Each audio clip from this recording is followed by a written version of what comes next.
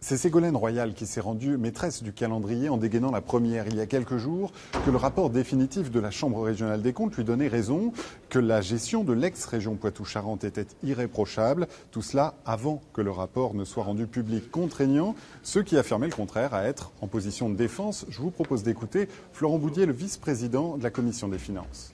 C'est une stratégie de communication délétère parce qu'elle jette le doute sur la volonté de transparence que nous avons, nous, diffusée largement dès le printemps dernier.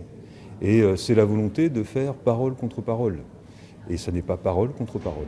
C'est la parole de l'ancienne présidente de la région Poitou-Charentes contre celle d'une autorité juridictionnelle totalement indépendante et qui a fait son travail et qui fait son constat et de façon objective. Alors ce rapport aujourd'hui est toujours officiellement confidentiel, sauf qu'il a été transmis à tous les élus et nous nous le sommes évidemment procuré. Il est sévère avec l'ex-région Poitou-Charentes, pointant une situation financière très dégradée. La capacité de désendettement, par exemple, qui est un indicateur essentiel de la santé d'une collectivité, était fin 2015 porté à 19 ans, bien au-delà du seuil d'alerte. Sur les emprunts structurés, ensuite, dont plus de 46 millions d'euros sont classés comme très risqués et peuvent devenir toxiques, la région aurait pu, si elle l'avait voulu, les renégocier grâce au fonds de soutien de l'État. Elle ne l'a pas fait, c'est indiqué dans le rapport.